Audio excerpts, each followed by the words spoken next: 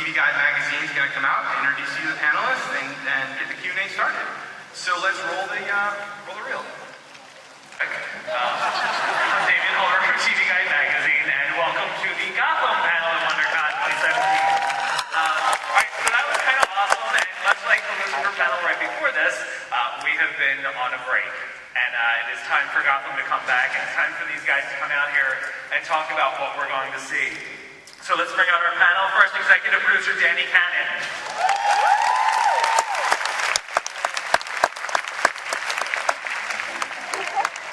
Oh, he is young Master Wayne, David Mazouz.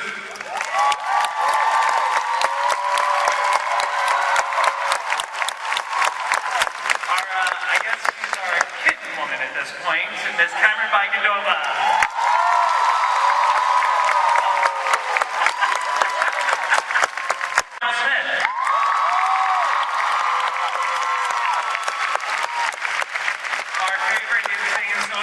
Erin Richards. Oh, and another kitten with a whip, Jessica Lucas. And the real muscle in Gotham, Drew Powell.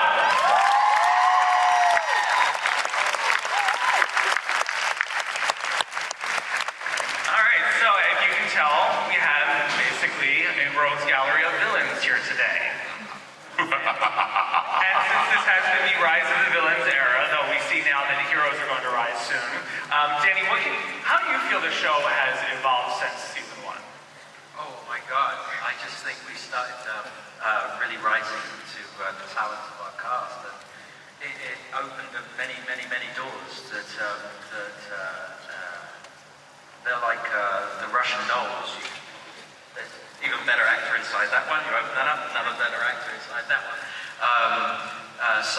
I think the freedom to write for this talent and to delve further back into the DC canon and get new villains and get perhaps villains we haven't heard of yet, bringing them to the front.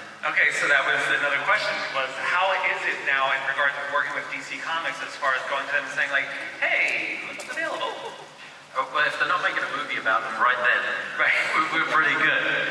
But they are making movies right now. Yeah, they're making a lot of them. Anyone on your wish list? Yeah. Anyone you can share with us? I can't share right now. Right. But maybe we're going to revisit some old ones. Okay, all right.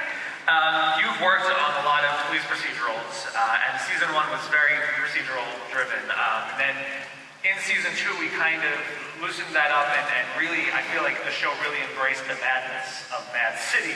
How has that been for you, getting to play with, still keeping it rooted in the police force, but having more than just like your normal bank robbers to play with? I think it took a whole season to really establish the world. Like our Gotham is like an alternative reality. It's like set in a place that is familiar to us, but we don't quite know where it is. And setting up that world and the rules of that world, or the non-rules of that world, took a while. And then when that was fully established, I think at the end of that season, now we can focus on the characters, because people take that world for granted like it's a real place. And I discussed this with the cast previous to you guys, but the joy of getting into season 2 and season 3 is you have this incredible ensemble now, and you get to mix and match where they can play, like where they can go with each other. Oh yeah, no, and there's a few surprises coming up as to where they'll take us. Well, because we waited for Oswald and Nygma to meet up and partner up, and then possibly fall in love. Anyone that you're looking forward to combining now? Yes, but that would be a spoiler again. All right. I think the great thing about these characters is it's like, any one of them can interact with another one, because they're so complete now that they will just continue to surprise you, and it won't feel extraordinary. It will feel real. Now, and because it has to be asked for every show now, especially the comic book shows, when is your musical episode? Musical episode? Yeah, when is our musical episode? Danny spends his evenings with his ukulele just writing songs for Gotham. Musical episode. I think if if Gotham did a musical episode, the Sex Pistols would have to write the scores. I think the Ramones, the Sex Pistols, and Iggy Pop, Lou Reed, they're not around. So let's just, cherish the show as it is. So much of the show's early stuff, and the heart of it was always Gordon trying to clean up the city, and on the side was Bruce Wayne, young kid, growing up, and probably no more than this season have we seen Bruce really grow up. I mean, literally, he's like 7 inches taller than he was before. Yeah, like there's an entire storyline of what's in the water in Gotham that is making his children grow fast. What are you eating? I don't know what I'm eating. I'm eating something. Working green beans. I remember when we started, I was taller than him, and now he's like 4 inches taller than me. I remember when I was taller than him. So all of the villains here today, they've already gone to the dark side. Like they've killed, they've maimed, they've lost hands to loved ones. They've played with bazookas. Except for Selena. Selena she's dabbled. She's gotten into trouble. Are you ready to start playing this girl as the one that goes bad? Yeah, I mean, I feel like Selena has this reputation of just being a really awful person, but I don't see her as one. I just see her as a survivor, and if being honest and blunt is the way of surviving and putting yourself first is the way of surviving, then that's what she's gonna do. But if going bad comes with, more stunts and more weaponry, then bring it to me. Yep, all right. So you and David started out, very young on the show, and you had to play the little Romeo and Juliet kind of stuff, the young loves. Has it gotten any less awkward? No. You guys have worked together? It's always awkward. It's always awkward. It's so awkward. I mean, like, imagine just having a group of maybe like 10 people in a room, and then you have to be all romantic, and you're having to do things that are intimate that normally you would only do with the two of you, but you have people watching you. It's weird. I mean, he's a good sport about it, but like, how do you guys feel? Because you guys, as the adults, have to do way more than that, How do you feel?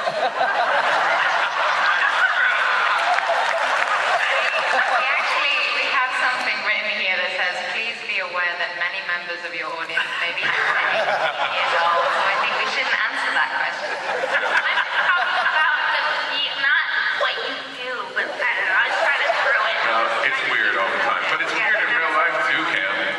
But, It's weird in real life too. okay. That's what I'm saying. I'm not talking about what you do. I'm just saying it has to be awkward for Yeah. everyone, right?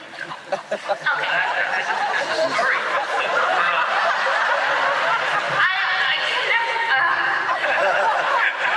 Let me just say that there's a character at this table who's going to teach her the real dark way. Oh, no. Real dark arts. So, Oh, no. it's about to go even darker. Tabitha, isn't it? You'll have to work. Okay, all right. Next question. What do you want to win? David, what can you tell us about Bruce 2.0? Because there was that moment in the mid-season finale where Catherine from the Court of Owls mentions, like, you can no longer see the scars. How much has this kid undergone? He has undergone a lot. I mean, loud. When we first saw him at the beginning of season 3 and at the end of season 2, I really think he was a lost soul, and he was just looking for a purpose in this world. And Bruce didn't offer it to him, and for good reason. But he ended up finding the Court of Owls, and they did offer him. I mean, they were essentially the people who created him, because they were in charge of making Hill. And he is going to live out the reason he was created, and it will have very bad consequences for Bruce. Catastrophic consequences for Bruce. Yeah, I don't want to give way too much, but it's not going to be pretty. Cory, the next episode is called How the Riddler Got His Name. We're not going to ask you to spoil that here. But I also want to point out that almost everything in Gotham has been blown up at this point. How is the real estate doing that? Because these people choose to stay in this city and literally every other week something blows up. Best city in the world. Yeah. So, alright, so much like Penguin, it feels like this Riddler is a more brutal, violent version of anything we've seen on screen. This guy he's a killer. What is the challenge of, making this guy very, very dark, but also still kind of lovable? Well, I'm less concerned with him being lovable. I'm more concerned with him just figuring out his path. I think he's a pretty selfish character. It's difficult for him to be likable. I think that's kind of in the hands of the writers. His trek has been kind of interesting. He's evolved quite a bit, and we spent a lot of time seeing him struggle with his identity, which he's continually doing. But I think that there's a sort of maybe compassion or sympathy people have for him, and someone that's that lost, who had the possibility of being a good person, but just kind of went down the wrong path. So the scene that they just showed, he makes reference to my best friend, who recently said something. So, do you feel that Ed actually does love Oswald? Love? No. I think admires him. I think the great difficulty here is that Edward, this whole time, his life, his opportunity to be a good person and have a normal life has passed. So he knows that his destiny is to wreak havoc, and he wants to get there. He's not necessarily in a rush, but now is the time. He's killed the mayor, he's killed his best friend. He has an option to go forward and pretend it didn't happen, and to let this, to be mayor by proxy and be like, I don't know what's going on, and then run the city. But he doesn't want to do that. This is the time to say, I did this. This is who I am. I'm ready. The problem is that Oswald was his mentor. It's the one person who could have said, I can help you, I want to help you, this is who you can be, this is who you're going to be, I'm going to help you get there. He doesn't have anyone else to do that. So he's going on this mission to find his identity, and so that's what that episode will be about. Does that mission lead to a costume? A costume? He's got some nice threads. I'm not gonna be in a onesie. Unlike some other people. On camera, you will not be in a onesie. But there's a costume. He's sort of in his journey to find an identity. Part of that is, how do I look?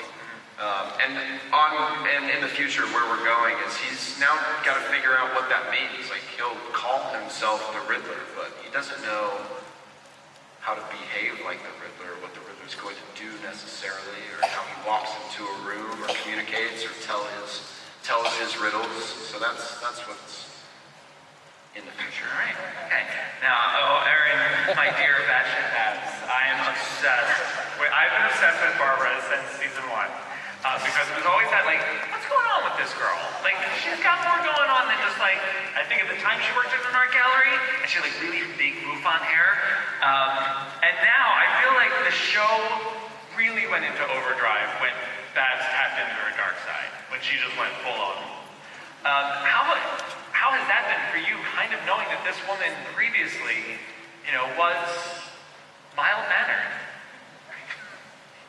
I think it was, obviously, I feel very grateful for that amazing arc that was given to me to play, because you don't get that very often as an actor in one, piece, because it was just, she went from one thing to a completely other thing, and it was fantastic to do. Because wasn't she just wasn't like a woman scorned. You know, there was that moment with the ogre when he shows her the room, and she wasn't freaked out by it. She was almost like kind of turned on by it. Yeah, well, yeah, I mean, I think it sort of is a testament to the writers that right from the beginning, I remember when we did the first audition that Danny was in, the piece that they gave me was full of colour. You know, she had drug problems. I mean, it wasn't a piece from the show. It was like a separate thing that Bruno had written just for the audition. And it was her and Jim, and she was going through lots of stuff. He'd like come home and she had a drink problem, a drug problem, and there were lots of different pieces to it. So I knew how complex she was as a woman, and I think it's a testament to the writers that the journey shows that how complex women are, and that's why I love this form of storytelling of TV where you can have this huge long time to show different parts of a woman. And I know this woman is a particularly extreme one, but the fact that we can show that she has all these different layers, so that yes, when the ogre kind of took her in, he'd seen something in her that maybe the audience hadn't even seen at that point, that she had this layer of total darkness inside of her that you just need to bring to the surface. And it seems like it really bubbles up when Tabitha's around. It's almost like she needed this partner in crime, and other stuff. How did you two find your rhythm as these two, I think Danny or maybe John Stevens mentioned this nexus of supervillainy that the two of you form. I thought it was quite easy. Actually, Erin and I had a few scenes last season where we teased it a little bit at the start of this relationship, but we just sort of found our way this season with each other, and they balance each other quite nicely, I think, because while Babs is just crazy and is on this mad quest for power, Tabitha is actually, even though she's incredibly violent and she's crazy in that way, she's actually pretty grounded and sane. Like, she really knows who she is, much more than Barbara does, I think. So I love that dynamic between the characters. And do you guys ever feel like maybe Butch got kind of screwed over